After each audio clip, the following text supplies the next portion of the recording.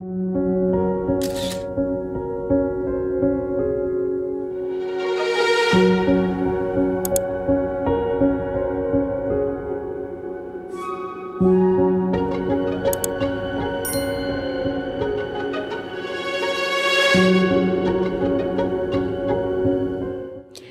everybody, this is the Ship Modelers Library.